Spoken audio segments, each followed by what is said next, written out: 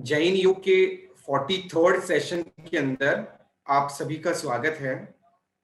आज हमारा समाधि शतक ग्रंथ का 18th स्वाध्याय है और जैन योग का 43rd सेशन है। मैं स्वागत करता हूं प्रोफेसर जितेंद्र बी शाह का जैन योग के इस मंच के ऊपर इस स्वाध्याय श्रृंखला को आगे बढ़ाने के लिए। प्रणाम जितू भाई। प्रणाम। जैन मंच के जैन योग के इस मंच पर विगत कुछ महीनों से हम समाधि शतक का स्वाध्याय कर रहे हैं। पूज्यपाद देवानंदी जी ने समाधि शतक में आत्मा की 3 अवस्था की चर्चा करते हुए कहा है कि मूलतः आत्मा की 3 भिन्न अवस्था हैं, बहिरात्मा अवस्था, अंतरात्मा अवस्था और परमात्मा अवस्था। बहिरात्मा अवस्था वह है जिसमें आत्मा बाह्य पदार्थों को प्राप्त करके खुश होता है, सुखी होता है, आनंद प्राप्त करता है, पर को स्व मान करके जीता है और पर में ही आनंद की अनुभूति करता है। जब यह पता चलता है कि पर हैं, पर से कभी आनंद, शांति, सुख आदि प्राप्त नहीं हो पाता है, तब वो उनसे मुक्त होकर के स्व में लीन होता है, स्व में स्थिर होता है। अंतरात्मा की यह दशा है, मतलब ये दूसरी अवस्था है। इस अवस्था में बाह्य पदार्थों से मुक्त होकर के स्व में स्थिर होने की स्थिति निर्मित होती है, और जब स्व में स्थिर हो जाता है तब उनको परमात्मा दशा का अनुभव होता है, आत्मा के गुणों की अनुभूति होती है। ये तीसरी और अंतिम अवस्था है परमात्मा दशा की। इन 3 अवस्थाओं में से अंतिम अवस्था प्राप्त करने योग्य है। बहिरात्मा अवस्था में से निकलने की कोशिश करनी चाहिए, और इसके लिए विभिन्न मार्गों की चर्चा पूज्यपाद देवानंदी जी ने इस ग्रंथ में की है। 28वें श्लोक में पूज्यपाद देवानंदी जी कहते हैं कि सो अहम इति आत्मसंस्कारः तस्मिन् भावनया पुनः तत्रैव दृढ़ संस्कारात् लभते ही आत्मनि स्थितिम्। अर्थात जो परमात्मा पद है, परम आत्म पद, श्रेष्ठ आत्म पद है, उसमें जब वो स्थिर होता है, वही मैं हूं ऐसी भावना भाता है कि वह परमात्मा पद में जिस परमात्मा ने उस पद को प्राप्त किया है वही मैं भी हूं। मेरे और उस परमात्मा में कोई अंतर नहीं है। इस प्रकार से अपने और परमात्मा के बीच अभेद भाव की भावना भाता हुआ अपने आप को इस संस्कार से भावित करता है। आत्म संस्कार मतलब इस प्रकार के संस्कार को बार बार दोहराता है, तब वह तत्रैव वही परमात्मा दशा में ही दृढ़ हो जाता है। उस दृढ़ संस्कार के कारण निश्चय से आत्मा में ही स्थिरता प्राप्त करता है, परमात्मा दशा में स्थिरता प्राप्त करता है।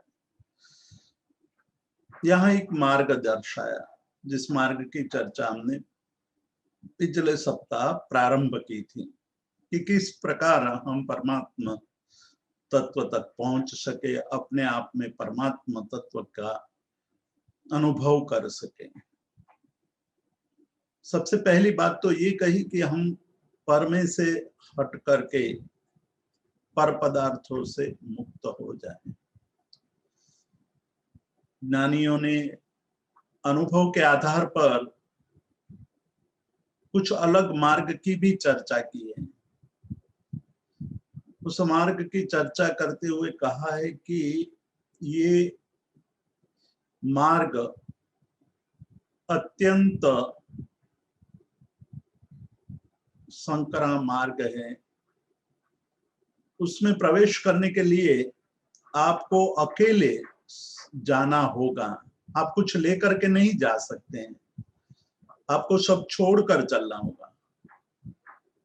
और क्या छोड़ना चाहिए और कैसे प्रवेश करना चाहिए, उसकी चर्चा करते हुए जो बात कही है, बहुत ही मार्मिक बात कही है कि हमें काम, क्रोध और लोभ को छोड़ना चाहिए। काम, क्रोध, लोभ तीनों बहुत ही परिचित शब्द हैं, तीनों भाव हैं। काम एक अवस्था होती है, इच्छाओं की अवस्था होती है, कामना अंदर पड़ी हुई है, कामनाओं से भरा हुआ हमारा जीवन है। हम कामनाओं से मुक्त नहीं है। परमात्मा ने अपनी अंतिम देशना में उत्तराध्ययन सूत्र में जिस उपदेश को संग्रहित किया गया है, उसमें कहा कि इच्छाओ आकाश समा अनंतिया। इच्छा आकाश की तरह अनंत है। इस संसार में देखा जाए तो काम किसको कहते हैं, इच्छाओं का अर्थ क्या है, उसका स्वरूप यदि हम समझ लें तो हमारे लिए उसका त्याग भी सरल और सहज हो सकता है। इच्छा, कामनाओं का अर्थ यह है कि जो हमारे पास है उससे हम संतुष्ट नहीं है। हमारे पास जो कुछ है वो पर्याप्त नहीं है, ऐसा बोध, ऐसा भाव हमारे मन में कामनाओं को उत्पन्न करता है। अधिक अधिक प्राप्त करने की इच्छा, यही कामना है। कामना ठीक वैसी ही है जिस तरह से फुग्गा होता है, गुब्बारा होता है, जिसके अंदर हवा भरो तो फूलता है, जितनी हवा भरो उतना फूलता है। वैसे ही हमारी इच्छाएं, हमारी कामनाएं, हमारे मन की भावनाओं से हम उस गुब्बारे को फुलाते हैं, फूलता ही जाता है, फूलता ही जाता है। उसका एक पतली परत है, प्लास्टिक की परत है, वो फूलती है। लेकिन गुब्बारे, फुग्गे में और ये कामना में थोड़ा अंतर है, और वो बहुत ही महत्वपूर्ण अंतर है। वो अंतर है कि गुब्बारे में तो एक प्लास्टिक की पतली परत है, लेकिन कामना में वो भी नहीं है। कामना में हमारी इच्छाओं की फूंक लगती जाती है, फूलती जाती है, कल्पनाएं बढ़ती जाती हैं, और उसको परमात्मा ने ये कहा है कि इच्छाओ आकाश समा अनंतिया। इच्छा आकाश की तरह अनंत है। मतलब जैसे आकाश व्यापक है, उसी तरह हमारी कामनाएं भी व्यापक हैं। कामनाओं का कभी अंत नहीं आता है, जिस तरह से आकाश का अंत नहीं आता है। इस संसार में आकाश और कामना दोनों की तुलना करते हैं तो दोनों समान भासते हैं। हमारी यही सबसे बड़ी बीमारी है कि हम कामनाओं से मुक्त नहीं होते हैं, और कामनाओं से मुक्त नहीं होने के कारण प्रति क्षण हम उसमें हवा भरते जाते हैं, हवा भरते जाते हैं। आकाश की तरह वो फैलती जाती है, इच्छाएं, कामनाएं। जब भी हमारी इच्छाएं पूर्ण होती है, उसके साथ ही दूसरी अनेक इच्छाएं उत्पन्न हो जाती हैं। बहुत सारी इच्छाएं जागृत हो जाती है। ये एक बात हुई कामना की। 3 बातों पर हमें ध्यान करना है कि हमें पर में से निकल करके स्व में स्थिर होना है, और स्व में जब स्थिर होते हैं तो सो अहम, जिसकी चर्चा हमने पिछले सप्ताह की थी कि सो अहम, मैं वही हूं, मैं वह क्या, वह परमात्मा, वह परम आत्म तत्व जिसमें अनंत ज्ञान, अनंत दर्शन, अनंत चारित्र और अनंत वीर्य है। इस अनंत चतुष्टय स्वरूप जो आत्म तत्व है वही मैं हूं, मतलब जो वो है वही मैं हूं। मेरे और उनके स्वरूप में कोई अंतर नहीं है, अंतर केवल एक परत का है, वो कर्म की परतें हैं। उस कर्मों की परतों को दूर करना है। जैसे जैसे दूर होती जाएगी वैसे वैसे मैं अपने आप में स्थिर होता जाऊंगा, और वह परम तत्व के साथ अभेद भाव का अनुभव होता जाएगा, तादात्म्य की अनुभूति होगी। ये तादात्म्य स्थिति की परिस्थिति लाने की बात कर रहे हैं पूज्यपाद देवानंदी जी कहते हैं। तो कामनाओं की जो बात है वो कामना हमारे और परमात्मा के बीच में एक बहुत बड़ी दीवार बन के खड़ी हुई है, उसको तोड़ना है।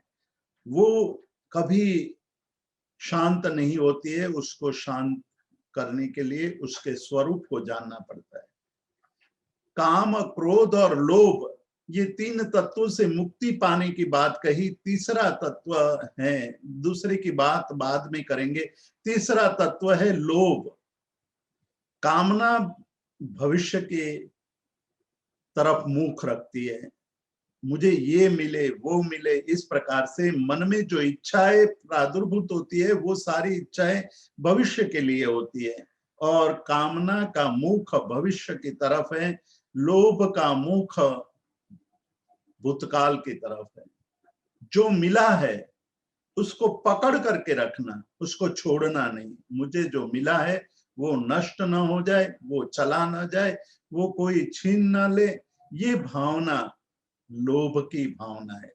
जो मिला है उसको पकड़ कर रखना, छोड़ना नहीं, वो लोभ है। इस दृष्टि से लोभ का मुख भूतकाल की तरफ है, कामना का मुख भविष्य काल की तरफ है। दोनों जो हम आज हैं उसको पकड़ करके रखने की, और कुछ अधिक और जो मिला है उसको पकड़ करके रखने की भावना से प्रादुर्भूत होता है। ऐसी भावना से हम अपने आप से बहुत दूर निकल जाते हैं, और जब कोई हमारी इच्छा के विरुद्ध कार्य करता है तब क्रोध उत्पन्न होता है। जब हमारी संपत्ति कोई छीन लेता है, जो हमें मिला हुआ है, जिसको हम पकड़ कर बैठे हैं, उसमें कहीं कमी आ जाती है तो गुस्सा आता है, तब क्रोध आता है। तो क्रोध वो दोनों छोर के बीच का इसीलिए बताया है कि जब हमारी इच्छा के विपरीत कुछ कार्य होता है या हमारे लोभ के विपरीत कोई कार्य होता है तब हमें पीड़ा होती है, क्रोध आता है। ये 3 तत्व काम, क्रोध और लोभ हमारे लिए बाधक हैं, और वो सारे पर से पैदा होते हैं। उससे निकलने के लिए यहाँ एक भाव बताते हैं कि भावना करनी चाहिए, सो अहम इति आत्म संस्कार। हमें ये भावना इतनी इतनी अधिक करनी चाहिए, इतनी घूंटनी चाहिए, इतनी उसको अपने अंदर एक तादात्म्य भाव पैदा करना है कि वह मैं हूं, वही मैं हूं। हम अपने आप को भूल गए हैं, उसके लिए ये संस्कार जागृत करने की बात कर रहे हैं कि सो हम। और पिछली सप्ताह हमने एक बात कही थी कि जब हम श्वास लेते हैं तब स का ध्वनि पैदा होता है, उसको सुनना, और जब हम उच्छ्वास निकालते हैं तब हम का ध्वनि होता है, उसको पकड़ना, और इसके साथ तादात्म्य भाव पैदा कर देना। सो हम, मैं वही हूं, मैं न देह हूं, मैं न पर पदार्थ हूं, मैं ना इंद्रिया हूं, मैं ना मन हूं, मैं कुछ भी नहीं हूं, मैं वही हूं जो परमात्मा है। इस प्रकार जब श्वासोश्वास में ये भाव की रटन लग जाए, इसका मन में भाव पैदा हो जाए, तब वो संस्कार बनता है। और तस्मिन भावनाया पुनः, बार बार इस प्रकार की भावना भाने से संस्कार दृढ़ बनता है और तब अंतरात्मा में स्थिति बन जाती है। आज की स्थिति अलग है। आज हमारी इंद्रियां बाह्य पदार्थ को पा करके तुरंत भूल जाती है कि ये मैं नहीं हूं, ये मेरा नहीं है, ऐसा भाव नहीं बनता है। जब भी इंद्रियां पर पदार्थ को देखती है या प्राप्त करती है, तब पर पदार्थ मय बन जाते हैं हम। पर पदार्थ ही मैं हूं, ऐसा अनुभव जागृत हो जाता है। मतलब जब रूप को देखते हैं तो रूप को पाने की इच्छा, और जो रूप हमें प्राप्त हुआ है उसको पकड़ करके रखने की लोभ वृत्ति, और उसमें कहीं भी बाधा उत्पन्न होती है तो पीड़ा, क्रोध उत्पन्न हो जाता है। तो इस प्रकार से काम, क्रोध और लोभ से फंसे हुए और इंद्रियों के द्वारा बाह्य पदार्थों की प्राप्ति के समय हाँ मैं और मेरे के भाव में फंसे रहने के कारण मैं जो हूं सो हम हूं, वो भाव बनता नहीं है। वो भाव अंदर स्थिर नहीं हो पाता है। तो दृढ़ संस्कारात, तत्रैव दृढ़ संस्कारात, वही दृढ़ संस्कार प्राप्त करने के लिए ये भावना सोहम इति आत्म संस्कारात तस्मिनेव भावनाया पुनः, वही भावना बार बार भाने से हमारे अंदर अंतरात्मा की स्थिति बनती है। ये स्थिति पाने के लिए, ये भाव पाने के लिए क्या करना चाहिए, उसकी बात आज हम 29वें श्लोक में देखेंगे कि मूढ़ात्मा यत्र विश्वस्तः ततो न अन्यत् भयास्पदम। ये अनुभव की बात पूज्यपाद देवानंद जी कह रहे हैं। हम ये मान करके जीवन जीते हैं कि जो हमें मिला है उससे हम निर्भय बन गए हैं, उससे हम अब अभय बन गए हैं। अब हमें कोई चिंता नहीं रही है। हमें धन मिल जाता है तो हम मानने लगते हैं कि अब हम निर्भय बन गए हैं। अब मेरी जिंदगी, अब मेरा आयुष्य रहेगा तब तक मुझे कोई चिंता नहीं है।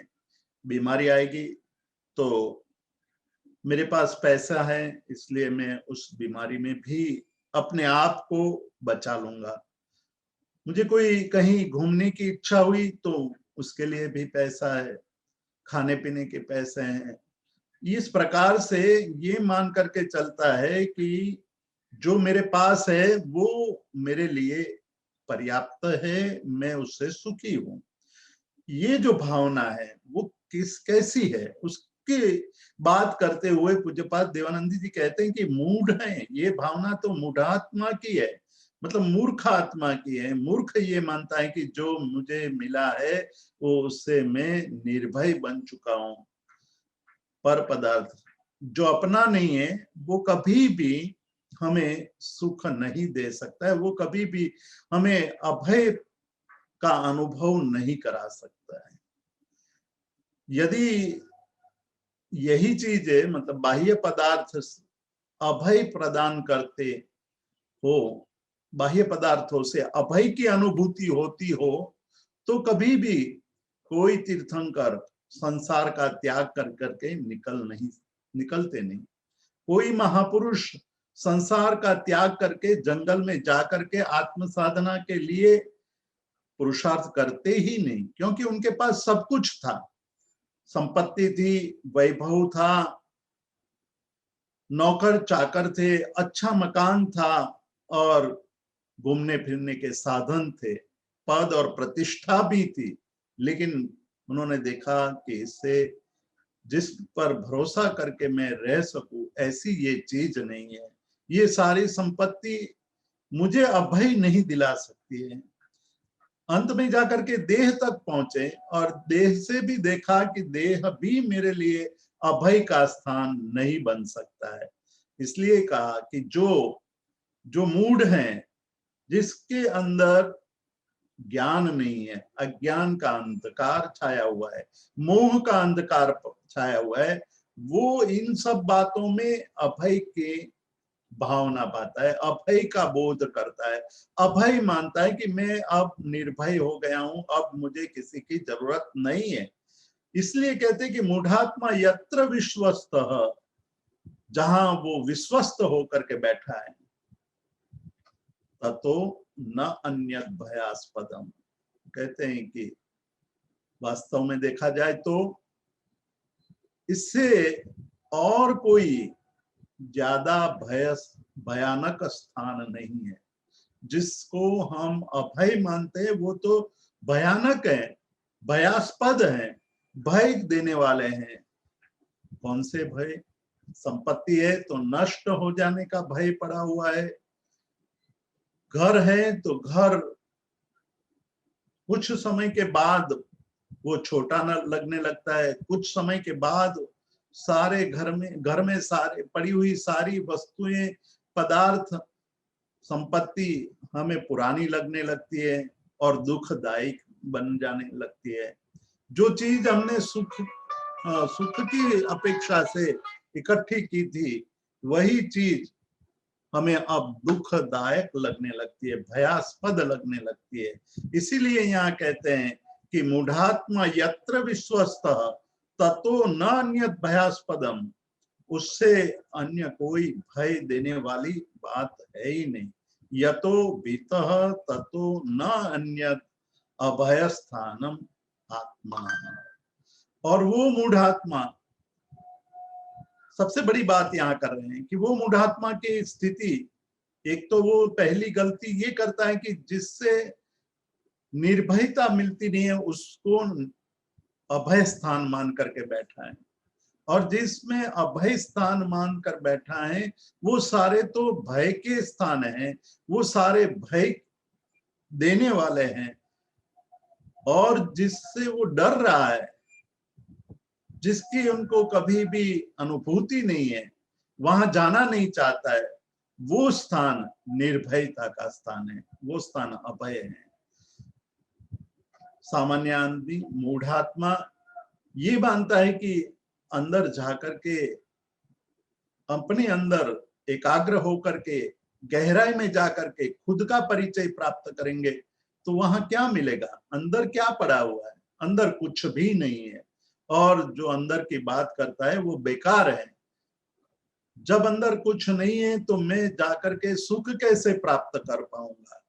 तो ये भावना होती है कि यत, जिसके कारण वो उसके डर रहा है कि यही अच्छा है, बाहर कम से कम मुझे खाना तो मिल रहा है, मुझे रूप तो दिखाई दे रहा है, मुझे सुंदर गीत संगीत का अनुभव तो हो रहा है। इस प्रकार की भावना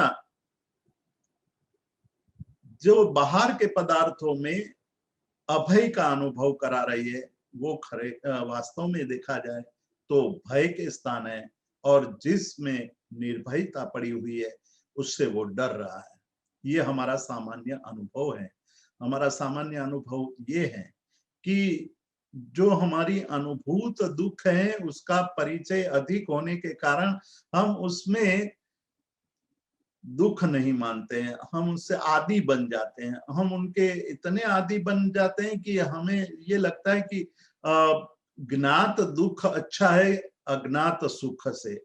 जो अज्ञात सुख है, जिसको हम जानते नहीं है, जिनका हमें परिचय नहीं है, वहां क्या होगा, वहां वो चीज होगी या नहीं होगी ये कहना मुश्किल है। इससे अच्छा तो यही है, थोड़ा बहुत दुख सह लो, थोड़ी बहुत पीड़ा सह लो, आनंद आएगा, कभी ना कभी तो हमें आनंद होगा ही। इस प्रकार की जो भावना है उसके लिए ही इनको मूढ़ात्मा कहा है कि जहां जाने के लिए वो डर रहा है वही वास्तव में अभय स्थान है। जब एक आत्मा, तीर्थंकर का आत्मा, संसार का त्याग करके जंगलों में तपश्चर्या करते हुए, अपने आप के अंदर गहराई में उतरते हुए, स्व की खोज करते हुए, जब वो पाते हैं कि इस संसार की सभी वस्तुएं, सभी पदार्थ पर हैं, उससे कभी भी सुख नहीं मिल सकता है, अनित्य है, अनित्य है इसलिए दुखदाई है, और दुखदाई है इसलिए कभी स्व नहीं बन सकती है, और स्व नहीं है तो उसके पीछे भागने की कोशिश करना वो मूर्खता है, उसको पकड़ने की कोशिश करना वो मूर्खता है। कल्पनाओं में फंसे हुए हम, जो कल्पनाओं को पकड़ने की कोशिश करता है वो मूर्ख है। तो इस कल्पना के जाल में से निकलने के लिए कहते हैं कि यतः पितः ततो नान्यद अभयम, जिससे मूढ़ आत्मा डर रहा है वही तो अभय स्थान है, और उस अभय स्थान आत्मा है, आत्म तत्व है, उस आत्म तत्व को प्राप्त करना है। तो यहाँ मूढ़ात्मा की स्थिति का वर्णन करते हुए एक बात स्पष्ट कर दी है कि मूढ़ आत्मा, मोह से ग्रस्त आत्मा, जिनमें मोह पड़ा हुआ है, जिनको ये पता नहीं है कि मैं कौन हूं और मेरा क्या है, वो सारे मूढ़, जिसमें अभय मानता है वो अभय नहीं है, वो तो भय का स्थान है, और जिसमें जाने से डरता है वो ही अभय स्थान है, और वो आत्म तत्व है। उस आत्म तत्व तक पहुंचने की अब प्रक्रिया बता रहे हैं। वो कहते हैं कि जब आपने ये स्पष्ट कर दिया, हम मान लेते हैं कि आपने मतलब पूज्यपाद देवानंद जी के प्रति हमारी श्रद्धा, हमारा अहोभाव है, और वो जो कह रहे हैं वो कोई अपेक्षा से नहीं कह रहे हैं। पूज्यपाद देवानंदी जी ने जब ये किताब लिखी तब ये नहीं लिखा था कि भाई इसका कॉपीराइट मेरा है। सारे कॉपी राइट्स की जो आज प्रक्रिया चल रही है कि इस किताब जब कोई एक लेखक लिखता है तब वो उस पर लिखता है कॉपीराइट, तो उसकी रॉयल्टी मिलती है, उस जब किताबें बिकती हैं तो पैसे मिलते हैं। तो पैसे के लिए तो पूज्यपाद देवानंदी जी ने ये ग्रंथ लिखा नहीं है। क्यों लिखा है? करुणा से लिखा है। ये ग्रंथ लिखने के पीछे उनका भाव ये रहा होगा कि मैंने जो पाया है वो सबको मिले, मैं जो अनुभव कर रहा हूं वो अनुभूति सबको प्राप्त हो। तो स्वांतः सुखाय, करुणा से, कृपा दृष्टि से ये ग्रंथ लिखा है, इसलिए गलत नहीं लिख सकते। कॉपीराइट्स रख करके पैसे कमाने की बुद्धि या प्रतिष्ठा प्राप्त करने की बुद्धि से ग्रंथ लिखा नहीं है। ग्रंथ लिखने के पीछे उनका भाव करुणा का भाव था, कृपा का भाव था, जगत के कल्याण का भाव था। इसलिए जो भी कहा है वो सत्य है ऐसा मान करके जब हम इस ग्रंथ के तत्व को सुनने की, समझने की, आचरण में लाने की कोशिश करते हैं तो लाभ होता है। तो वो मार्ग बता रहे हैं कि जब मूढ़ आत्मा है वो दुखी हो रहा है तो मूढ़ात्म तत्व से निकल करके बुधात्म तत्व, बुद्ध पुरुष बनने के लिए क्या करना चाहिए? तो कहते कि सर्वे इंद्रियाणि संयम्य, सभी इंद्रियों को संयमित करके, इंद्रियों का प्रवाह बाहर की तरह भाग रहा है। आपने कभी चिंतन किया हो तो ये अनुभव स्पष्ट हो जाएगा कि सुबह होते ही आंख खुलते ही हम बाहर के पदार्थों को देखते हैं, और जब तक हम जागृत अवस्था में, मतलब लौकिक रूप से जागृत अवस्था, आध्यात्मिक रूप से जागृत अवस्था की बात नहीं है, लौकिक रूप से जब जागृत हैं तब हम आंख बंद करके एक क्षण के लिए भी बैठ नहीं सकते हैं। हमको आंख बंद करने का आदेश दिया जाए तो तुरंत आंखें खुल जाती है, एक क्षण के अंदर हम अपनी आंखें खोल देते हैं। कहने का मतलब है इंद्रियां इतनी चंचल है, बाहर का इतना अभ्यास है, इंद्रियों को विषय का इतना अधिक अभ्यास हो गया है कि विषय के बिना वो रह नहीं सकते। सुने बिना हम रह नहीं सकते, खाए बिना हम रह नहीं सकते, सूंघ गंध के बिना हम नहीं रह सकते, शरीर के स्पर्श के बिना नहीं रहते सकते। तो उसके लिए यहाँ कहा कि सर्वेंद्रियाणि संयम्य, सभी इंद्रियों को संयमित, सभी इंद्रियों को संयमित करना मतलब कि इंद्रियों को बाहर की तरह जो उनकी गति है उस गति को रोक करके उसको बाहर की तरफ न जाने दे करके उसको रोक देना है, वही संयम है, वही संयमित वृत्ति है। तो कैसे क्या करें, संयमित होने के लिए क्या करें, उसके भी कई प्रयोग, कई मार्ग दिखाए गए हैं। स्वाध्याय से इंद्रियां संयमित होती है, ध्यान से इंद्रियां संयमित होती है, तप से इंद्रियां संयमित होती है। इंद्रियों को संयमित करने की बात यहाँ करते हैं कि सर्वेंद्रियाणि संयम्य। कभी कभी हम किसी एक इंद्रियों को संयमित करते हैं, बाकी की सभी इंद्रियों के बारे में हम सोचते नहीं है। लेकिन इंद्रियों का एक स्वभाव है, जब एक इंद्रिय शांत होती है तो दूसरी बाकी की इंद्रियां उत्तेजित हो जाती हैं। इसलिए यहाँ सर्व इंद्रियाणि संयम्य इस प्रकार की बात कही कि सभी इंद्रियों को संयमित करना है। ये नहीं करना है कि आंखें बंद कर दी तो बाकी की सारी इंद्रियां संयमित हो गई, ऐसा मान लेना। हमारी कोशिश होनी चाहिए कि आंखें बंद की हैं तो बाकी की इंद्रियां का भी हमें निरीक्षण करते रहना है कि हमें कुछ सुनने की आदत है तो उस समय कुछ सुनने के लिए हम लालायित हुए हैं कि नहीं, उस समय हम किसी गंध के प्रति लालायित हैं कि नहीं, हमारे स्पर्श के प्रति लालायित हैं कि नहीं, वो सारी बातों को देखना।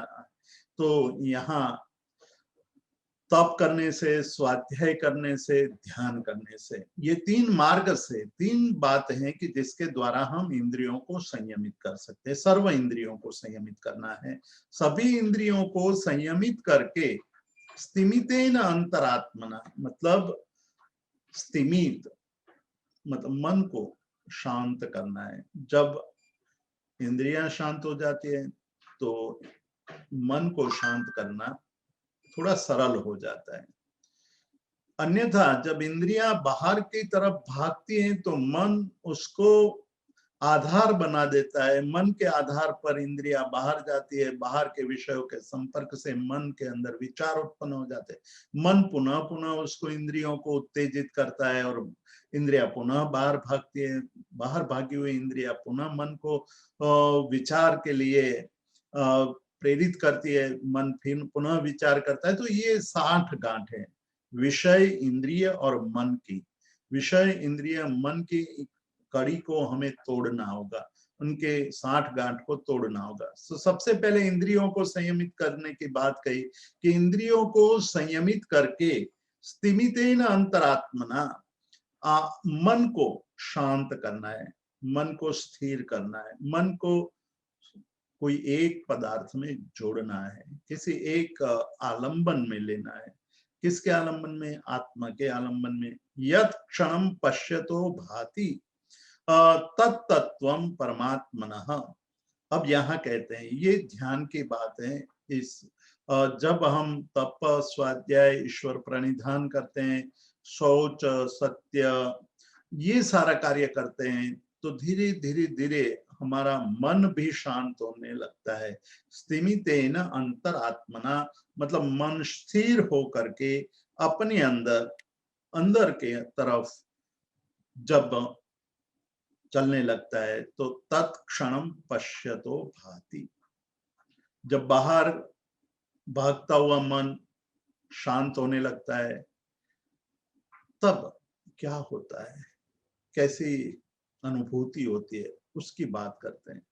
हमें केवल हमारे मन के द्वारा बाहर का अनुभव हुआ है, अंदर क्या पड़ा हुआ है उसकी हमें जरा भी अनुभूति नहीं है।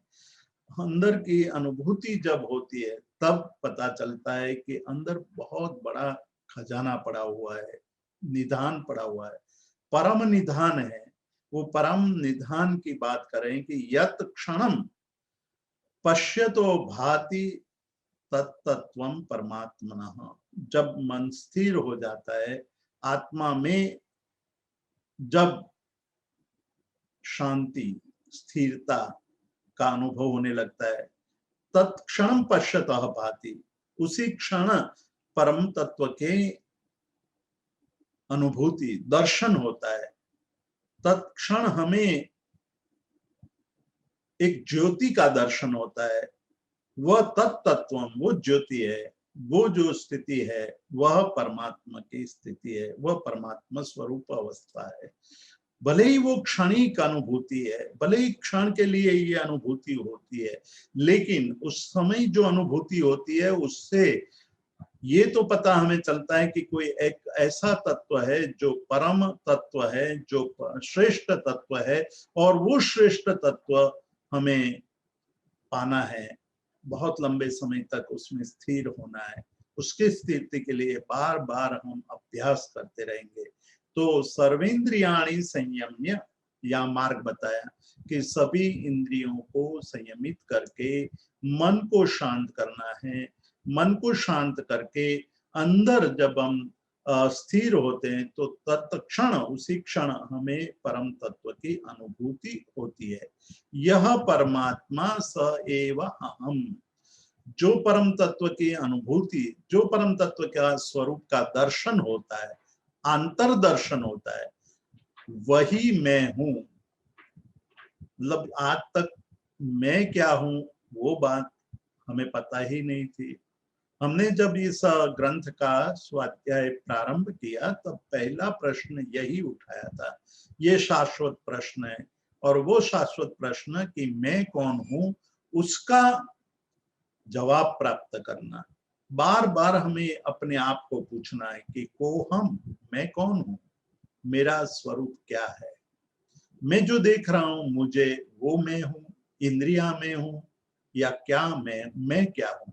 उसका मार्ग यहाँ दिखा दिया कि आप इंद्रियों को तो संयमित कर दीजिए, मन को शांत कर दीजिए, आंखें बंद करके अंदर देखिए। अंदर देखेंगे तो एक समय ऐसा आ जाएगा कि आपको अंतर के द्वार खुल जाएंगे और परम तत्व का प्रकाश या परम तत्व की अनुभूति होने लगेगी। बहुत क्षण, शुरू शुरू में बहुत क्षणिक अनुभूति होगी, क्षण के, एक क्षण के लिए यह अनुभूति हो सकती है। लेकिन कहते हैं कि यह परमात्मा स एव अहम, पुनः पुनः ये बात दोहरा रहे हैं पूज्यपाद देवानंद जी। ये बात दोहरा रहे हैं, इसलिए दोहरा रहे हैं कि हमें ये पता ही नहीं है कि मैं कौन हूं। उस मैं कौन हूं उसकी खोज करने के लिए हमारी जो प्रक्रिया है, वो प्रक्रिया करते करते कभी न कभी तो हमें ये अनुभूति होती है। मार्ग लंबा है, मार्ग अपरिचित है, मार्ग स्वयं को, स्वयं के लिए उसकी खोज करनी है। मतलब किसी अन्य के मार्ग पर चल करके हम वहां तक नहीं पहुंच सकते हैं। इसलिए हर एक के लिए ये मार्ग नया है, हर एक के लिए अपना मार्ग है, और अपने मार्ग पर चलने के लिए अपने अपने प्रयत्न करना होगा, खुद को कोशिश करना होगा, खुद की साधना होगी। मतलब ये खुद की साधना में अवरोध भी आएगा। जितने कर्म तीव्र होंगे, जितने पूर्व के संस्कार तीव्र होंगे, उसको उतनी ही तीव्रता से पुरुषार्थ करना होगा।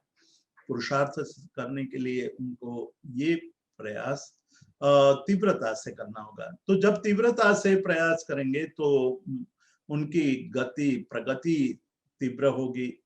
तब उनको ये पता चलेगा कि आंतरिक तत्व, अंदर का तत्व जो है वो, यह परमात्मा स एवाहम, मैं शरीर नहीं हूं, मैं जिसको मानता हूं वो मैं नहीं हूं। मैं सोया हुआ था इसलिए मैं अन्य को मैं मान रहा था, मैं अपने स्वरूप से भटका हुआ था और अपने आप को कुछ और ही मान रहा था। आज मैं जब जागृत हुआ हूं तो मुझे पता चलता है कि मैं वो नहीं हूं। अपना स्वरूप, मेरा खुद का स्वरूप तो कुछ और ही है। वो प्राप्त करना, वही मेरा लक्ष्य है। तो यहाँ जो कह रहे हैं कि यह परमात्मा स एवाहम, जो परमात्मा है वही मैं हूं, मैं और कुछ नहीं हूं, मैं परम तत्व हूं। मैं परम तत्व हूँ और मैं परम तत्व की अनुभूति करके ही रहूंगा। इसकी यहाँ बात कर रहे हैं पूज्यपाद देवानंद जी, और कई बार इसका शब्दों में कह दिया है, 2 श्लोक में ये बात कर रहे हैं, पर ये जो कह रहे हैं उतना आसान नहीं है, परंतु इसमें चाबी जरूर बताई है, इसमें मार्ग जरूर बताया है, लेकिन मार्ग के लिए उतनी ही तीव्र आकांक्षा पैदा होनी चाहिए। जब आपको ऐसी जगह पर ले जाया गया हो या हमें ले जाया गया हो, गर्मी के दिन हो, वैशाख का महीना हो, मध्याह्न समय हो, चारों तरफ रण ही रण हो, अरण्य हो, प्यासे हो गए हो, तीव्र प्यास लगी हो, कहीं पानी दिखाई न देता हो, तब हमें पता चलता है कि पानी का मूल्य क्या है। आज तो हमारे पास पानी पड़ा हुआ है, आज हम थोड़ी प्यास लगती है पानी पी लेते हैं, इसलिए पानी का मूल्य हमें पता नहीं है। लेकिन ग्रीष्म ऋतु में दोपहर के समय, मध्याह्न के समय चारों तरफ रेत ही रेत है, उस समय प्यास लगी हो तो पानी के एक बूंद का मूल्य समझ में आ जाता है। और उस समय सद्भाग्य से वहां कोई आदमी मिल जाए जिसके पास पानी हो और आप मर रहे हो, अब पानी पीना आपके लिए बहुत महत्वपूर्ण हो गया है। तो वो आदमी के पास पानी है, वो आकर के कहता है कि मैं पानी तो दे सकता हूं लेकिन मृत्यु निश्चित है, आपको क्या चाहिए, मरना पसंद करोगे या पानी पीना पसंद करोगे? तो हम कहेंगे कि पानी पीकर भी मरना है तो पानी पीकर ही मरेंगे, क्योंकि पानी पी लेंगे तो तृप्ति हो जाएगी और मृत्यु होगा तो कोई दिक्कत नहीं है। तो वैसी जब आकांक्षा, तीव्र आकांक्षा कि मुझे परम तत्व की अनुभूति करनी ही है, मेरा जन्म, वर्तमान जन्म मेरा सामान्य कामों के लिए नहीं है, ये जन्म जो मुझे मिला है, ये जो अवसर मुझे मिला है, उस अवसर का मुझे सार्थक, इस अवसर को सार्थक करना है। तो अवसर को सार्थक करने के लिए ये तीव्रता कि मैं अपने स्वरूप को प्राप्त करूं, और वो जो स्वरूप मुझे यदि प्राप्त हो जाता है तो वो मैं कभी भूलूंगा नहीं। यह परमात्मा स एवाहम, इतनी आकांक्षा हो जाए कि मैं कौन हूं, मैं परमात्मा हूं, तो वो परमात्मा तत्व की अनुभूति हो जाए, इसके लिए प्रयास करूं। और ये प्रयास करते हुए जब ये अनुभव होता है, एक क्षण के लिए भी अनुभव हो जाता है, तो हमारी यात्रा, हमारा पुरुषार्थ, हमारा प्रयत्न सफल होता है। यो अहम सह परम, और यो अहम सह परम, जो परमात्मा है वो मैं हूं और जो मैं हूं वो परमात्मा है। अब यहाँ अभेद भाव बहुत तीव्र हो गया, इतना तीव्र हो गया कि मैं क्या हूं, मैं परमात्मा हूं और परमात्मा ही मैं हूं। इतनी अनुभूति, अहम एव मया उपास्य न अन्य, ये इस प्रकार से जब इस भाव आ जाता है कि इसके कारण ही अहम एव उपास्य मया उपास्य, मेरे द्वारा उपासना किसकी करनी चाहिए, मैं क्यों अपने आप को उपासना करूं, क्या कारण है, इसका जवाब यहां देते हैं। पहले शुरुआत में भी कह दिया था कि आत्मा का दर्शन करना है, आत्म तत्व की अनुभूति करनी है, आत्म साक्षात्कार करना है। जो हमारे पास अभेद भाव पड़ा हुआ है, देह और आत्मा की अभेद भाव की जो स्थिति है उससे मुक्त होना है। भेद हमें, मतलब देह से भिन्न हो करके जो ग्रंथि भेद की बात कही थी, वो ग्रंथि भेद करके स्व तक पहुंचना है। स्व तक पहुंच करके परम तत्व के साथ एक अभेद भाव की अनुभूति करते हुए हमें ये अनुभव हो जाए कि भाई मैं परमात्मा हूं और परमात्मा ही मैं हूं, मेरे और परमात्मा में कोई भेद नहीं है। तो जब ये बात आ जाए तब हमें ये उपासना की स्थिति आ जाती है कि अहमेव मया उपास्य, मेरे द्वारा मैं ही अपनी उपासना करूं, अब किसी और की उपासना करने की जरूरत नहीं, न अन्य की इति स्थिति ही, अब मुझे किसी और की उपासना करने की आवश्यकता नहीं है। ये स्थिति बहुत ही महत्वपूर्ण स्थिति है। आज तक हमें ये बात केवल सुनी हुई थी, आज तक हम ये बात स्वाध्याय में सुने थे, पढ़े थे, लेकिन अनुभूति के स्तर पर नहीं आई थी। तो अनुभूति के स्तर पर नहीं आई थी, इसलिए जैसे ही हम इन सबसे अलग होते थे, अलग हो जाते हैं, तब हमें वही बातें फंसा लेती है। जब हम हमारे सामने भोजन आता है तो भोजन में आसक्त हो जाते हैं, रूप आता है तो रूप में आसक्त हो जाते हैं, शब्द सुनते हैं तो शब्द में लयलीन हो जाते हैं, गीत सुनते वक्त हम सब कुछ भूल जाते हैं, गीत सुनते रहते हैं, गीत अंदर गुनगुनाने लगते हैं। और जब स्पर्श की बात आती है तो स्पर्श में इतने आसक्त हो जाते हैं कि स्पर्श को छोड़ते ही नहीं है। तो यहाँ हमारी उपासना कैसी है? पर पदार्थ की उपासना है। उस पर पदार्थ की उपासना इसलिए है कि पर में सुख उत्पन्न हो रहा है, पर को परम मान रहे, पर को ही श्रेष्ठ मान रहे। अब यहाँ पूज्यपाद देवानंदी जी कहते हैं कि भाई ये सब तो पर है, पर में कुछ नहीं है, स्व ही सर्वश्रेष्ठ है, और स्व के साथ परम तत्व का अभेद भाव जब अनुभूत हो जाता है कि यह परमात्मा स एव अहम्, जो परमात्मा है वही मैं हूं। मतलब जब महावीर स्वामी वर्धमान युवावस्था में राजमहल में जब रहे, तब उन्होंने क्या सोचा होगा, क्या सोचकर उन्होंने संसार को छोड़ने का विचार किया होगा। ये विचार हमें करना चाहिए कि क्या कमी थी, कौन सी बात की कमी थी। कमी एक ही बात की थी कि स्व का बोध नहीं हो रहा था, स्व की चिंता थी कि मैं क्या हूं, और मैं को हम, उसका चिंतन निरंतर चल रहा था। इसलिए वो फंसे नहीं। बड़े मकान, बड़े महल में रहते हुए भी उसके वैभव से वो कभी भी आश्चर्यचकित नहीं हुए, नौकरों से आश्चर्यचकित नहीं हुए। जहां लोग उनको प्रणाम करते थे, लोग उनकी वाह वाह करते थे, उससे भी आसक्त नहीं हुए। उनको पता था कि ये मैं नहीं हूँ, ये जो मैं देख रहा हूँ वो स्वप्न है, ये स्वप्न कल्पना है। कल्पना हमेशा, स्वप्न हमेशा रोचक होता है, प्रिय लगता है, ज्यादा देर तक चले ऐसा लगता है, लेकिन स्वप्न स्वप्न ही होता है, कल्पना कल्पना ही होती है। कल्पना वो वास्तविक नहीं है, स्वप्न वास्तविक नहीं है, लेकिन मूढ़ आत्मा है वो स्वप्न को वास्तविक मान करके जीने लगता है। चीन के एक राजा का एक अद्भुत दृष्टांत है, घटना है कि चीन का राजा, उनका एक लौता पुत्र बीमार हो गया।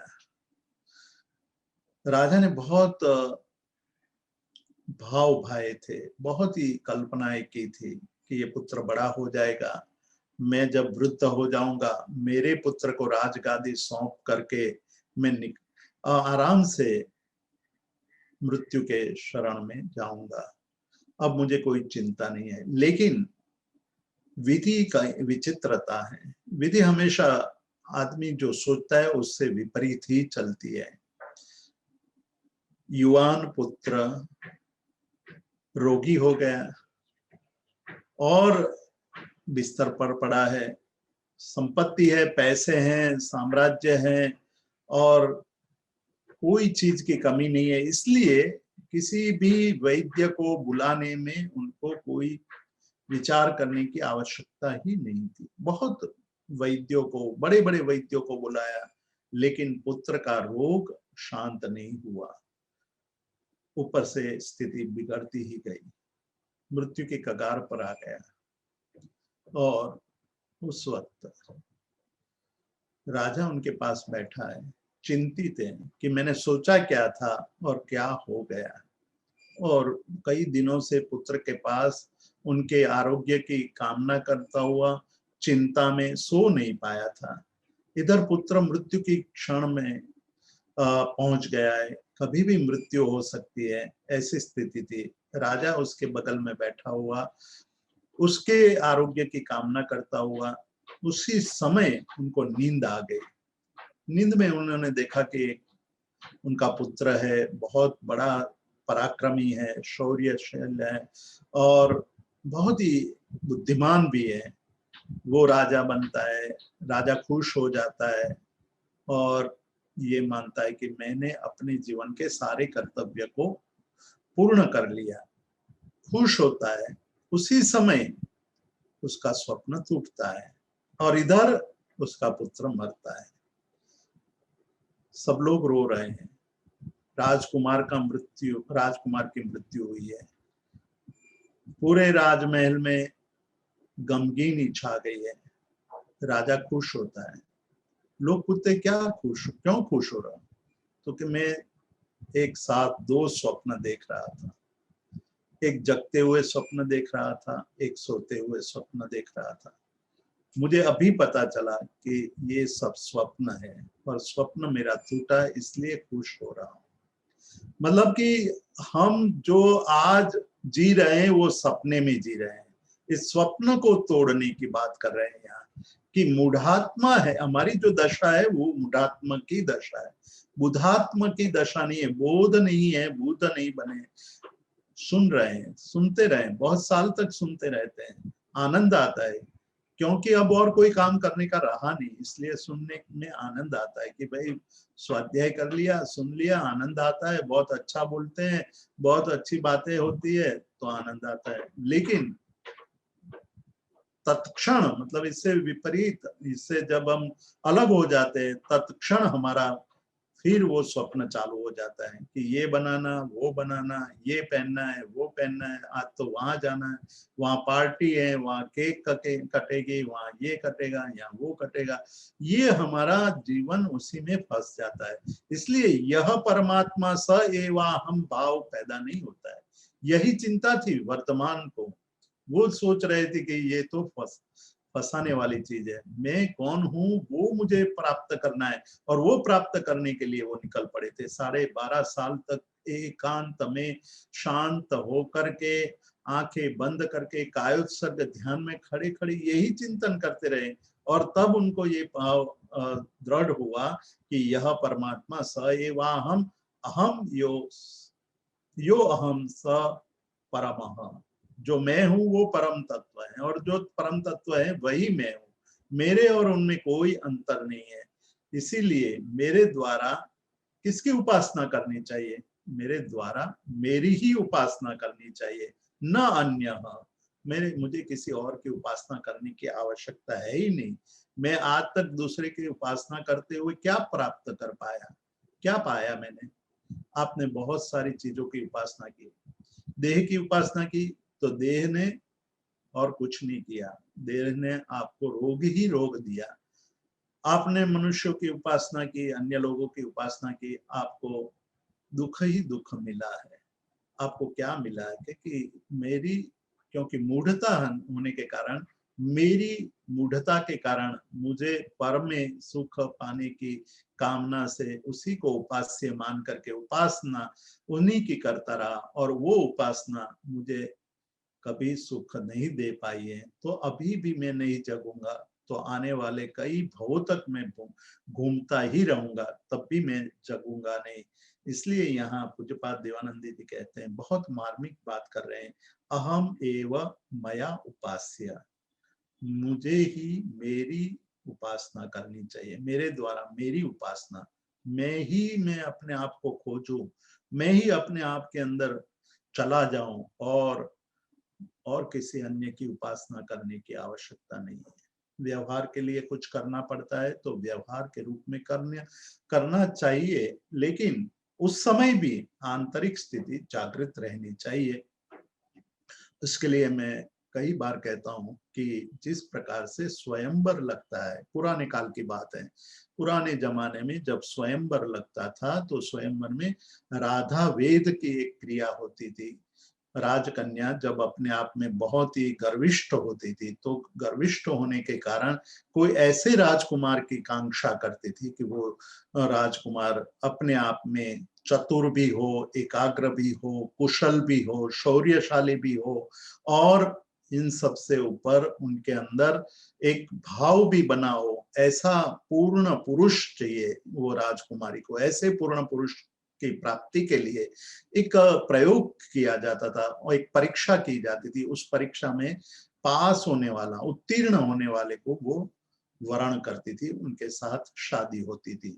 वो राधावेद की क्रिया थी। राधावेद की क्रिया में एक पानी का होज होता है, उसमें मध्य में एक स्तंभ होता है, स्तंभ के ऊपर एक तराजू लटकाया जाता है, तराजू के ऊपर बराबर बीच में जहां बैलेंस के सुई होती है उसके ऊपर एक मछली का पुतला लगाया जाता है। उस मछली के पुतले गोल गोल गोल गोल घूमता है और तराजू के दोनों पलड़े में एक एक पैर रख करके पानी में वो घूमती हुई मछली को देख करके उनकी आंखों को बींधना होता है। ये एक राधावेद की क्रिया थी। ये राधावेद की क्रिया बहुत ही महत्वपूर्ण और बहुत ही कुशल पुरुष के लिए होती थी। सामान्य पुरुष उसमें नापास हो जाते थे, फेल हो जाते थे।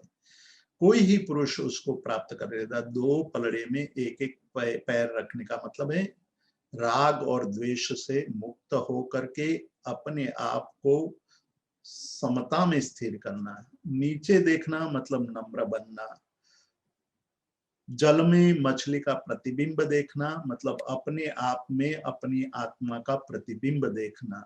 उसकी आंखों को बींधना मतलब बाण से उनकी आंखों को बींधना मतलब कि हम अपनी इंद्रियों को इतनी संयमित करें कि हम एकाग्र हो जाएं और उस हमारे अंदर अपनी आत्मा हृदय में पड़ते हुए प्रतिबिंब को देखने की कोशिश करें और इतने एकाग्र हो करके हम हमारी गति इतनी तीव्र करें, इन सब की गिनती करके बाण छोड़े और मछली की आंखों को बींध दें। तो इतनी एकाग्रता जब आती है तो अब हम अपने आप में अब मया मेरे द्वारा अहमेव उपास्य, मेरे द्वारा मैं ही उपासना करने योग्य हूँ, बाकी सब कुछ छोड़ना है। आंखें बंद करेंगे तभी ये बात जब स्थिर नहीं हुई होगी तो हमें वही बातें फंसाती रहेगी, वही चिंताएं सताती रहेगी। आंखें बंद करके घर की चिंता आने लगेगी, कहीं पुत्र कहीं गया है तो वो कब आएगा वो चिंता सताएगी। आंखें बंद करके आप ध्यान के आसन पर बैठे हैं, परमात्मा के कक्ष में बैठे हैं, आपने इंद्रियों को संयमित कर दिया है लेकिन मन को संयमित नहीं किया है, तो मन में यही बातें घूमती रहेगी। अरे आज इनको मुझे ये कहना था, आज इनका फोन आया नहीं, आज फोन आता तो मैं बोल देता, मेरा बैंक बैलेंस इतना है, मुझे ये लाना था, मुझे वो लाना था, मेरा शॉपिंग लिस्ट कहीं रख दिया है, वो उठते ही मैं वो शॉपिंग लिस्ट लेकर के चला जाऊंगा, ये ले आऊंगा, वो ले आऊंगा। रास्ता मुझे डायरेक्शन देखनी है तो मैं स्मार्टफोन में गूगल मैप में डायरेक्शन कर लूंगा। ये सारी चिंताएं ध्यान में शुरू हो जाती है। तो मया अहमें वो उपास्य नहीं हुआ, मया वही उपास्य हो गया जो मैं खुली हुई आंखों से कर रहा था वो बंद आंखों से कर रहा हूँ।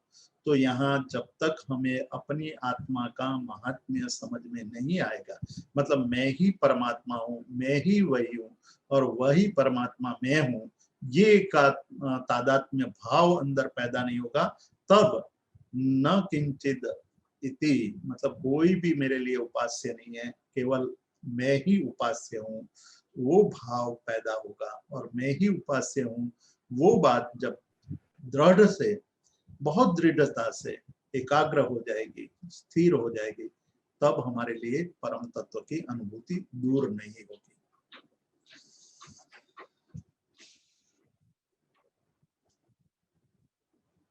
नील भाई। जी जी जीतू भाई, thank you so much for such a wonderful स्वाध्याय। अभी किसी भी स्वाध्याय प्रेमियों को कोई प्रश्न है तो आप हैंड रेज कर सकते हैं। महेंद्र भाई, आप प्रश्न पूछ सकते हैं। प्रणाम जीतू भाई। प्रणाम। आपने जो यह परमात्मा समझाई है, हाँ जी, सुनाई देता है, आप बोलिए, पूछिए प्रश्न। आपने जो यह परमात्मा सह एवा हम ऐसा लिखवा ऐसा बोला था। हाँ, स एव अहम, ये संस्कृत की संधि हुई है, इसलिए स एव अहम, वही मैं हूँ। जो परमात्मा है वही मैं हूँ, और जो परमात्मा है वही मैं हूँ। मैं हूँ वही परमात्मा है, परमात्मा है वही मैं हूँ। उसके बारे में ये प्रश्न है। ये आपने बताया ऐसा ही होता है, सुनते हैं, बहुत बहुत बहुत काल से सुनते, बहुत समय से सुनते हैं, और ये सब थियरी में आ गया है कि मैं ही परमात्मा हूँ, चिदानंद रूप, शिवोहम शिवोहम, ये सब समझ में आया है, लेकिन ये रहता क्यों नहीं है वो समझता नहीं। हमने मंत्र के रूप में रटन कर लिया। जैसे सबसे बड़ी बात ये है कि हम जिस तरह तोता राम राम राम रट लेता है और वही रटता है, तो हमें एक ऐसी आदत पड़ जाती है जैसे तोते को आदत पड़ती है। हम भी आत्मा आत्मा आत्मा और शिवोहम बोलते हैं, लेकिन शिवोहम जब हम बोलते हैं तो बुद्धि अहंकार रूपम न, मैं बुद्धि नहीं हूँ, मैं इंद्रिय नहीं हूँ, मैं क्रोध नहीं हूँ, मैं लोभ नहीं हूँ, मैं माया नहीं हूँ। शिवोहम शिवोहम शिवोहम, बहुत अच्छी बात जो वहाँ कही है ये षटक में, मतलब 6 श्लोक का ये स्तोत्र है, शिव स्तोत्र। उसमें शिवोहम शिवोहम शिवोहम तो याद करते हैं, लेकिन जो नहीं है, मैं बुद्धि नहीं हूँ, मैं अहंकार नहीं हूँ, मैं माया नहीं हूँ, मैं इंद्रियां नहीं हूँ, ये सारी बातें हम इतनी गौर पूर्वक मन में स्थिर नहीं करते हैं। इसलिए हमारा जो अभ्यास है वो एक तोते की तरह होता है, केवल रटते रहते हैं, जागृति पूर्वक हम दूसरी चीजों को छोड़ते नहीं है। और हम चाहते हैं कि शिवोहम शिवोहम शिवोहम बोलेंगे तो हमें शिव का अनुभव हो जाएगा।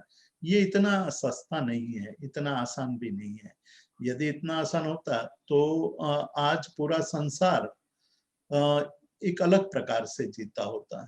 नहीं है, हमें कोशिश करनी होगी, हमें और पदार्थों की जो हमारी आसक्ति है उसको तोड़नी होगी। आसक्ति तोड़ने के लिए हमने 2 बातें, बहुत 3 बातें कही, लेकिन उसमें 2 ही बातें हैं। हमें कामना इच्छाएं तोड़नी होगी और लोभ तोड़ना होगा। कामना की आपूर्ति में क्रोध उत्पन्न होता है और लोभ की विक्षिप्ति में हमें क्रोध उत्पन्न होता है। तो काम क्रोध लोभ, ये 3 बातों को छोड़ने की बात कही है। हमारी इच्छाएं परिपूर्ण नहीं होती, इच्छाओं का कोई अंत नहीं है। इसलिए मैंने गुब्बारे का दृष्टांत दिया। फुग्गा जो बलून होता है, हम फुलाते हैं, अंदर हवा फूंकते रहते हैं। हमारा मन कल्पनाओं की हवा को फूंकता रहता है, और ये कल्पना का गुब्बारा है वो तो आकाश जितना बड़ा है। यही 2 ही चीज आकाश जैसे, एक आकाश खुद आकाश जितना बड़ा है, और दूसरी हमारी मन की ये स्थिति, कल्पना, इच्छाएं आकाश जितनी अनंत है। उसको नहीं हम समझ पा रहे, इसलिए हम उनसे मुक्त नहीं हो पा रहे। तो मुक्त नहीं हो पाने का कारण कोई और नहीं है। इसीलिए तो पूज्यपाद देवानंद जी कहते हैं कि हे मूढ़ात्मा, तुम मूढ़ हो इसलिए समझ में नहीं आ रहा है। मूढ़ हो इसलिए ये बात नहीं समझ में आ रही कि क्या करना चाहिए और क्या नहीं करना चाहिए। जब आप मूढ़ता का त्याग करके बोध स्वरूप में प्रवेश करोगे, तब आपको ये समझ में आ जाएगा कि करने जैसा क्या है।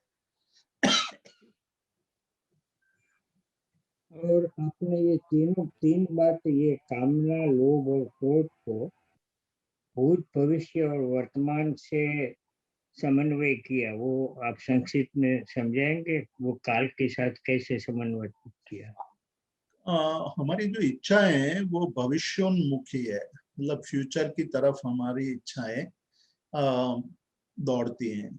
मुझे ये करना है, वो करना है, ऐसा है वैसा है, मुझे ये मिलना चाहिए, वो सारी इच्छाएं, कामना है। कामना भविष्य की तरफ है और लोभ भूतकाल की तरफ है। मेरे पास जितना है, जो भी है, वो मैं पकड़ करके रखता हूँ। लोभ में है जो है वो पकड़ करके रखना।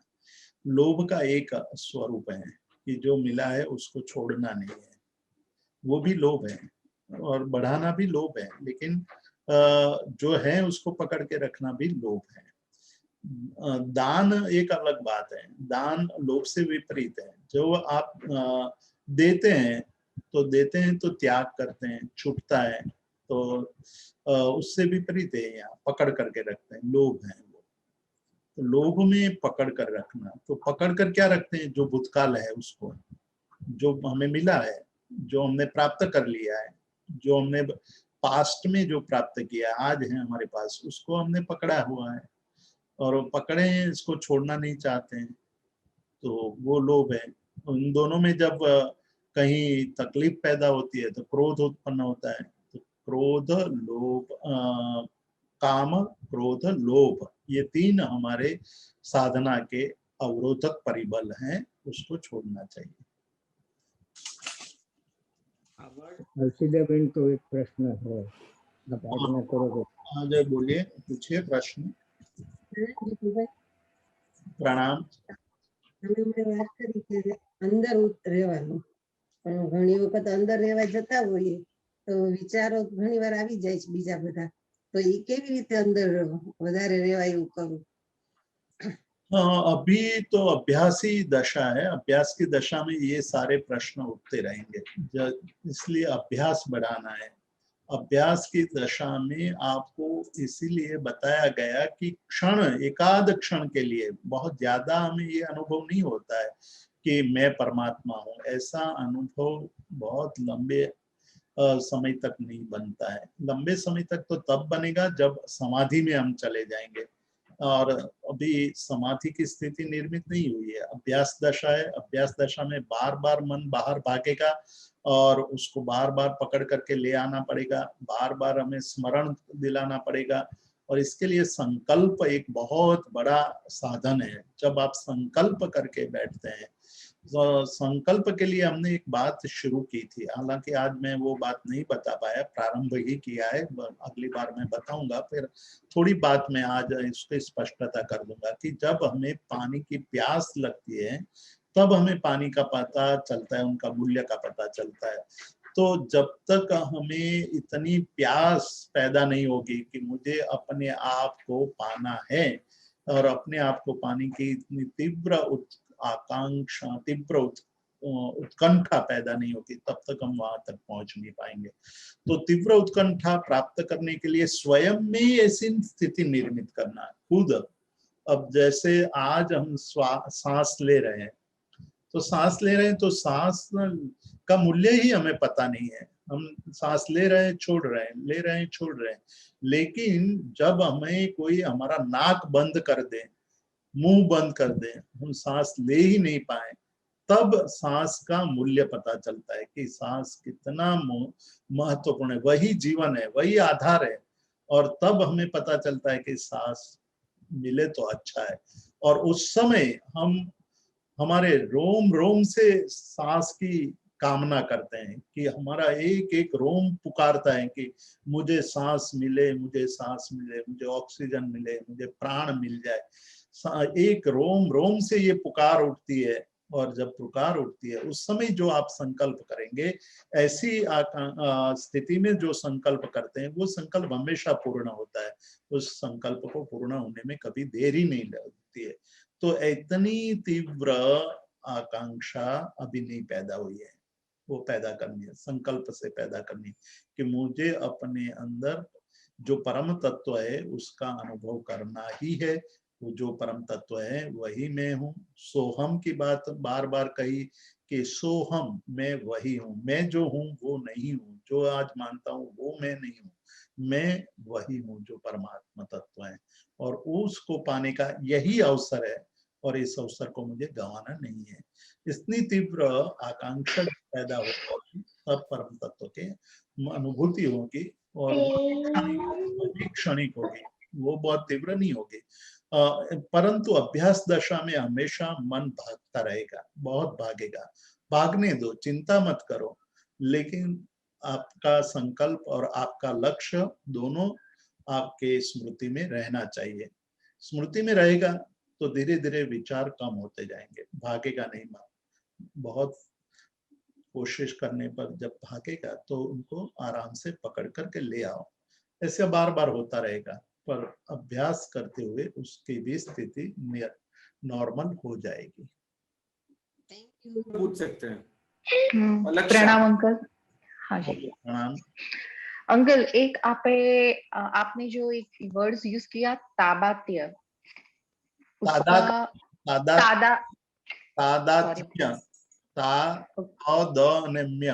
तादात्म्य, लाइक उसका मीनिंग एक થઈ જવું। तादात्म्य होना मतलब एक मेक हो जाना, मतलब उसमें घुल मिल जाना।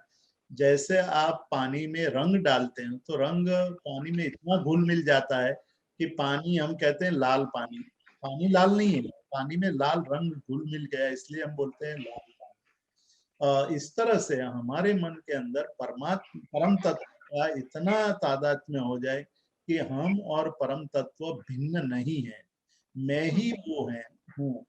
और हमने देखा है कि जब मनुष्य आदमी पदार्थ के प्रति भी तादात्म्य हो जाता है, तो पदार्थ के प्रति तादात्म्य हो जाता है तो वो वही बन जाता है। आप देखिए कि आप एक घड़ी नई खरीद लाए, बहुत मूल्यवान घड़ी लाए, तो क्या होता है, घड़ी में आपका तादात्म्य हो जाता है, बार बार घड़ी देखते हो, बार बार देखते हो। कोई कहीं भी जाते हैं तो ऐसे टाइम वो पूछता नहीं है, तब भी आप देखते हैं कि भाई कितना बजा।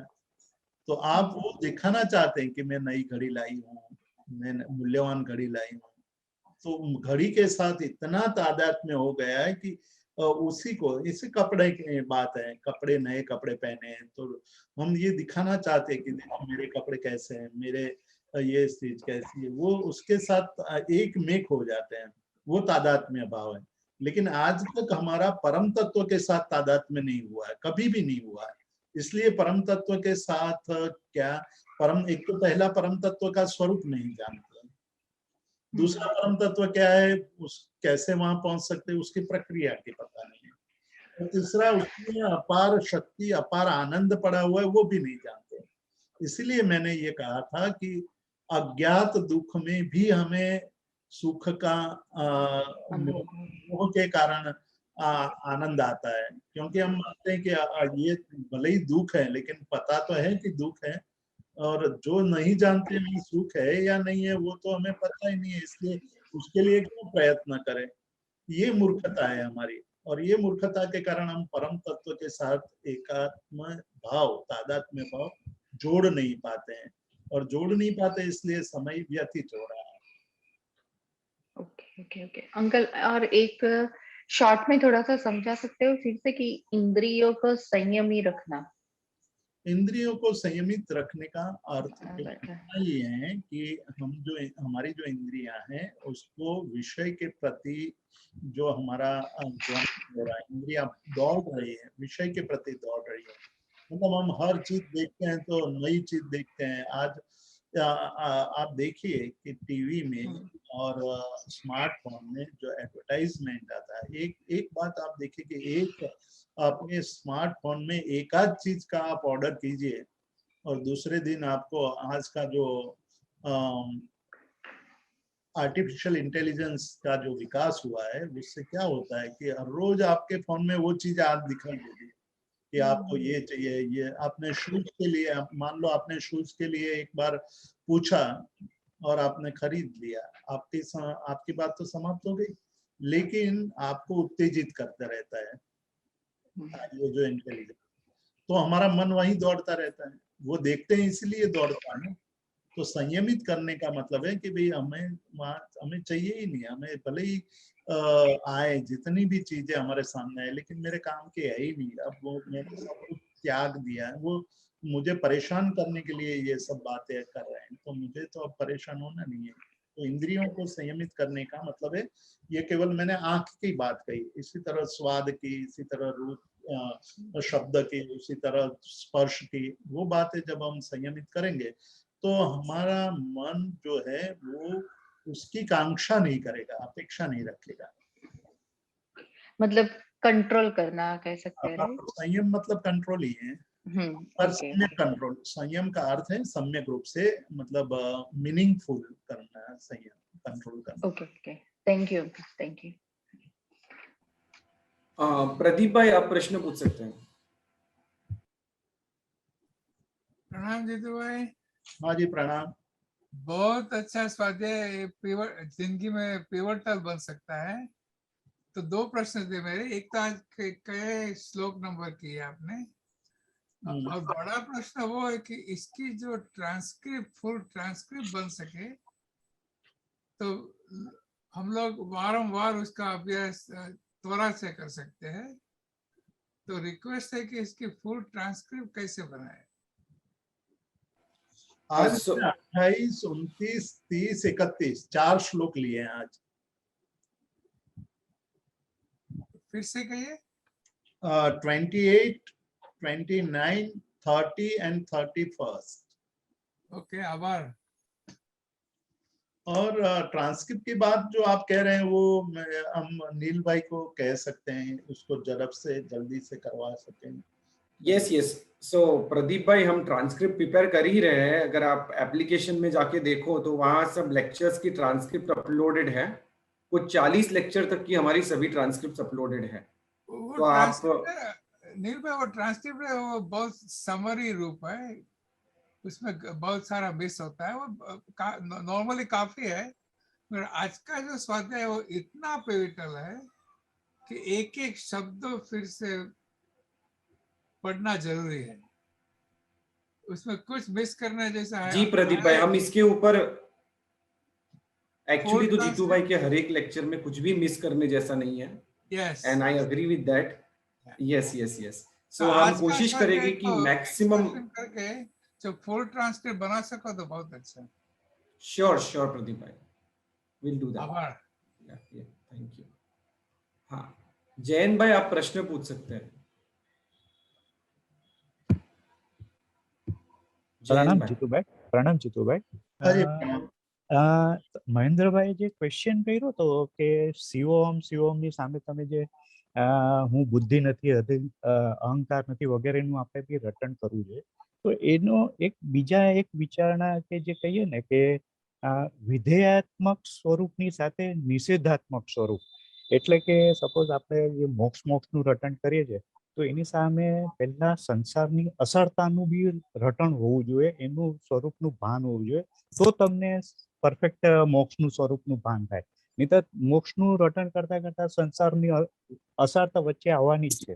તો બેવ વિધેયાત્મક અને નિષેધાત્મક સ્વરૂપ એ રીતે બેવ રીતે વિચારી શકાય. हाँ जैन भाई, ये जो शिवोहम, ये शिवोहम षटक हैं, 6 श्लोक का ये स्तोत्र है। इसमें दोनों बात आ गई है कि क्या नहीं हूं और क्या हूं। मतलब निषेधात्मक की बात उसमें कही है कि मैं बुद्धि नहीं हूं, मैं अहंकार नहीं हूं, न इंद्रियां हूं, मैं न पदार्थ हूं, न मैं ये हूं न वो हूं, वो सारी बातें आई। पर उस क्या हूं वो बात भी आ गई कि शिवो हूं, मैं तो मैं मंगल हूँ, मैं कल्याण हूँ, मैं आत्मा हूँ, वो बात भी आ गई। मतलब संसार नहीं हूँ तो क्या हूँ, आत्म तत्व हूँ, शिव हूँ, कल्याण हूँ, मोक्ष मुक्त हूँ। तो ये दोनों बात उसमें बताई गई है, लेकिन हम लोग केवल शिवो हम रटते हैं, उसके पर निषेधात्मक बात नहीं लेते हैं, या निषेधात्मक लेते हैं तो विधेयात्मक की चिंता नहीं करते हैं। हम तो जब दुख आता है तो वो बोलने लगते हैं कि देखो ना सब मैं नहीं हूँ, मेरा नहीं है, कोई मेरा नहीं है, ये मतलब पत्नी चली गई, मेरे पुत्र चले गए, अब मैं बच गया हूँ, ये मैं मतलब ये उस समय केवल नकारात्मक बातें होती है, इसलिए दुख मुक्त नहीं हो पाते हैं। दुख का दूसरा स्वरूप वहां दिखाई देता है। तो यहाँ दोनों बात कही गई है, इसलिए ये शिवोहम स्तोत्र एक रूप में बहुत ही महत्वपूर्ण स्तोत्र है। हाँ, એટલે 360 ડિગ્રી આવી જાય, એનો પૂર્ણ વ્યૂ આવી જાય છે, પરફેક્ટ. અને સર બીજું એક આજે ઇન્દ્રિયોને સંયમિત કરવાનું સંક્ષેપમાં એમ કહી શકાય ને કે વૃત્તિ અને પ્રવૃત્તિમાંથી નિવૃત્તિ અને નિવૃત્તિમાં વૃત્તિ અને પ્રવૃત્તિ. हाँ, ये बात तो ले सकते हैं हम, लेकिन इंद्रियों की जो यहाँ संयमित करने की बात है, शुरुआत है, अभी हम और आगे बढ़ेंगे तो वृत्ति की बात आएगी आगे जा करके। लेकिन हम लोग इंद्रियों को संयमित कर लें और वृत्तियों के पर हम ध्यान ना दें तो इंद्रियां फिर प्रगाढ़ बन करके भागेगी, मतलब दौड़ेगी। जब आप वहां से आसन पर पे उठेंगे तुरंत ही खाने के लिए, तुरंत ही रूप देखने के लिए या फिर अन्य क्रियाओं में दौड़ने लगेंगे। कहने का मतलब ये है कि संयमित करना है, उसके बाद हम वृत्ति की बात भी करेंगे, निवृत्ति की बात भी करेंगे और प्रवृत्ति निवृत्ति कहाँ करनी कहाँ नहीं करनी वो भी बात देखेंगे। लेकिन यहाँ जो एक अलग मार्ग पूज्यपाद देवानंद जी कह रहे हैं वो मार्ग है कि भाई तुम छोड़ तो दोगे, संयम आसन पर बैठ गए, आसन पर बैठ करके आपने संकल्प कर लिया कि 2 घड़ी तक या 2 सामायिक 3 सामायिक 4 सामायिक तक बैठ जाओगे। लेकिन हमने कितने लोगों को देखा है, अपने पर भी हमने देखा है कि हम जैसे ही कटासन पर से उठते हैं, आसन से उठते हैं, वैसे ही हम छटपटाने लगते हैं, मतलब विषयों की तरफ भागते हैं। जैसे बेल बजने पर बालक जब क्लासरूम में से दौड़ता है, उसी तरह हमारी इंद्रियां दौड़ती हैं जो हमारे आसन पर से उठते हैं। तो ये हमारा अनुभव रहा है। उसका मूल कारण वृत्तियों की शांति नहीं हुई है, वृत्तियां अंदर पड़ी है, वृत्तियों दबा करके बैठ गए। इसलिए जब हमारा सामायिक खत्म होता है, भागते हैं हम, दौड़ते हैं और हमारी अपेक्षा बढ़ जाती है कि और लोग तो सामायिक नहीं करते हैं, मैं सामायिक करता हूं तो मेरे लिए आपको एक्स्ट्रा सारी बातें देखनी चाहिए। ये अपेक्षा बढ़ जाती है हमारी। हम घर में बोलते भी हैं कि हम धार्मिक हो गए, इसका मतलब ये है कि आप हमारा ध्यान ना रखें, हम आपको तो और ध्यान रखना चाहिए। ये सारी बातें आती है। तो हमें बहुत ही यहाँ जो बात कही कि भाई ये सब बातें छोड़ दो, तुम आप इतना मानो कि आप परमात्मा हो, आप ये इतना ही स्मरण में लाओ कि मैं क्या हूँ, परमात्मा हूँ। तो क्या परमात्मा ये तुच्छ बातों के लिए दौड़ेगा? नहीं तो नहीं दौड़ता है। परमात्मा तो परम तत्व है, तो मैं भी परम तत्व हूँ, तो मैं ये सी तुच्छ क्रिया क्यों करूं? ऐसे भाव तुरंत आ जाएंगे। इसलिए यहाँ एक बहुत बड़ी चाबी दे दी है पूज्यपाद देवानंद जी ने कि जब आप अपने आप को इतना ऊंचा समझोगे तो तुच्छ बात कभी कर नहीं पाओगे। एक तादात्म्य आना चाहिए, एक मयता, तल्लीनता, एक दूसरे के प्रति आ जाना।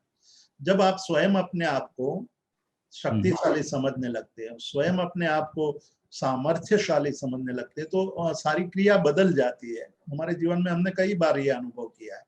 और जब हम डरते हैं, कांपते हैं, हम निराश हो जाते हैं, तो वही काम हम नहीं कर पाते हैं, वही काम हम भागते हैं, उसको छोड़ देते हैं। तो भावना का जो महत्व है वो यहाँ एक अलग रूप से दर्शाया है। Okay sir, thank you very much. So Jeetu भाई, यहाँ हमारे सभी प्रश्न समाप्त होते हैं, तो हम विराम की ओर आगे बढ़ सकते हैं। मैं सभी का बहुत बहुत धन्यवाद करना चाहूँगा और जीतू भाई का बहुत बहुत धन्यवाद करना चाहूँगा इतने सुंदर स्वाध्याय के लिए। जगत के सभी जीवों का कल्याण हो, जगत के सभी जीवों का मंगल हो, जगत के सभी जीव हमारे मित्र हैं, कोई भी हमारा वैरी नहीं है, इस भावना के साथ प्रार्थना। अणु परमाणु शिव बनी जाओ, आखा विश्व मंगल भाव, सर्वे जीवो मोक्षे जाओ। खामिनी सर्व जीवे सर्वे जीवा खमंतु में, मित्ति में सर्व भूवेषु, वैरम मज्जन केणि, सर्वथा सौ सुखी थाओ, पाप ना कोई आचरो, राग द्वेषति मुक्त बनीने, समता सौ समाचरो। प्रणाम जीतू भाई, सभी को प्रणाम।